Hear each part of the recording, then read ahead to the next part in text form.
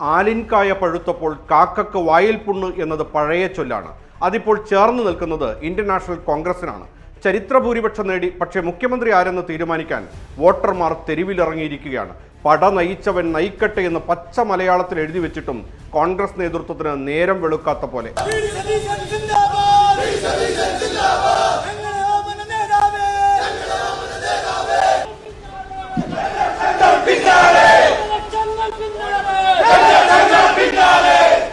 മുഖ്യമന്ത്രി തീരുമാനം നീളുന്നതിനിടെ പ്രതിപക്ഷ നേതാവ് VD സതീശനെ മുഖ്യമന്ത്രിയാക്കണമെന്നാവശ്യപ്പെട്ട് എറണാകുളം, കോഴിക്കോട്, കണ്ണൂർ, തൃശൂർ ജില്ലകളിൽ ഉൾപ്പെടെ സംസ്ഥാനത്തിന്റെ വിവിധ ഭാഗങ്ങളിൽ പ്രവർത്തകർ തെരുവിലിറങ്ങിക്കഴിഞ്ഞു. 2006-ൽ CPM VS അച്യുതാനന്ദന് സ്ഥാനാർത്ഥിത്വം നിഷേധിച്ച സാഹചര്യത്തിന് സമാനമാണിതെന്ന് പറയാതെ വയ്യ. AICC നിരീക്ഷകർ MLA-മാരുടെ മനസ്സറിഞ്ഞെങ്കിലും അണികൾ ആവശ്യമായി തെരുവിലിറങ്ങിയതടക്കം നാടകീയ നീക്കങ്ങൾക്ക് പിന്നാലെ കോൺഗ്രസിലെ മുഖ്യമന്ത്രി ചർച്ചകൾ സങ്കീർണമായിരിക്കുകയാണ്. ഇതിനിടെ AICC നേതാക്കളായ രാഹുൽ ഗാന്ധിയുടെയും പ്രിയങ്ക ഗാന്ധിയുടെയും ഔദ്യോഗിക ഫേസ്ബുക്ക് പേജുകളിൽ VD സതീശന് വേണ്ടി മലയാളികളുടെ കമന്റുകൾ നിറയുകയാണ്. ഇത് കേരളത്തിന്റെ മനസ്സാണെന്ന് വിലയിരുത്തുന്നവർ ഏറെ.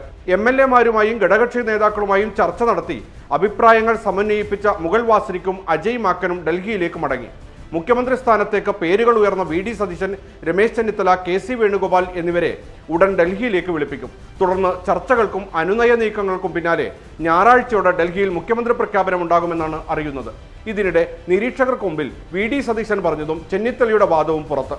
സതീശൻ പറഞ്ഞത്, രണ്ടാം വട്ടം പ്രതിപക്ഷത്തിരുന്ന മുന്നണിയുടെ നേതൃത്വം ഏറ്റെടുത്ത താൻ ഇതുവരെ കോൺഗ്രസിന് ഉണ്ടാകാത്ത വിജയത്തിലേക്കാണ് നയിച്ചത്. കേരളത്തിൽ നിന്നൊരാൾ ഹൈക്കമാൻഡിൽ ശക്തനായി നിൽക്കുമ്പോൾ സ്വാഭാവികമായും അദ്ദേഹത്തിന് കൂടുതൽ പിന്തുണ കിട്ടും.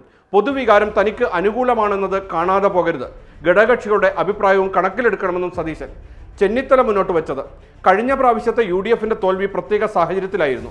പ്രതിപക്ഷ നേതാവെന്ന നിലയിൽ താൻ മികച്ച പ്രവർത്തനമാണ് കാഴ്ചവെച്ചത്. അന്ന് തുടരാൻ അവസരം തന്നിരുന്നെങ്കിൽ ഇന്ന് തൻ്റെ സ്വാഭാവിക അവസരമാകുമായിരുന്നു. എല്ലാവരെയും ഒരുമിപ്പിച്ച് കൊണ്ടുപോകുന്നതിന് കഴിയും. സീനിയറാണ്, മുഖ്യമന്ത്രിയാകാൻ തൻ്റെ അവസാനത്തെ അവസരമാണെന്നും ചെന്നിത്തല. ഇതിനിടെ MLA-മാരുമായി നിരീക്ഷകർ നടത്തിയ കൂടിക്കാഴ്ചയിൽ 3 നേതാക്കളെയും പിന്തുണച്ചുള്ള സമ്മിശ്ര പ്രതികരണമാണ് ഉണ്ടായത്. ഇക്കാര്യം വിശദീകരിക്കാൻ നിരീക്ഷകർ തയ്യാറായില്ലെങ്കിലും പിന്തുണ സംബന്ധിച്ച അവകാശവാദവുമായി ഗ്രൂപ്പുകൾ രംഗത്തെത്തി. MLA-മാരിൽ 46 പേർ പിന്തുണച്ചെന്നാണ് KC വേണുഗോപാൽ ഗ്രൂപ്പിന്റെ വാദം. 35 പേരുടെ പിന്തുണ തങ്ങൾക്കുണ്ടെന്നാണ് VD സതീശൻ വിഭാഗം പറയുന്നത്. 23 പേരുടെ പിന്തുണയുണ്ടെന്ന് പറയുന്നതിനൊപ്പം മറ്റുള്ളവരുടെ അവകാശവാദം തെറ്റാണെന്ന് കൂടി ചെന്നിത്തല പക്ഷം പറഞ്ഞു വെക്കുന്നു. ജനഹിതം അട്ടിമറിക്കരുത്, പട നയിച്ചവൻ നാട് ഭരിക്കട്ടെ എന്ന ബാനർ നാടെങ്ങും ഉയരുകയാണ്. VD സതീശൻ മാറ്റം കൊണ്ടുവരുമെന്ന പ്രതീക്ഷക്കാണ് കേരളം വോട്ട് ചെയ്തതെന്ന് വ്യക്തം.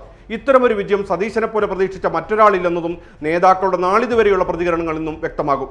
എന്നിട്ടും കാര്യങ്ങൾ പിടികിട്ടുന്നില്ലെങ്കിൽ ഇത് കോൺഗ്രസ് ആണ്, തല്ലണ്ടമ്മാവ നന്നാവൂല്ല എന്ന് പറയാതെ തരമില്ല.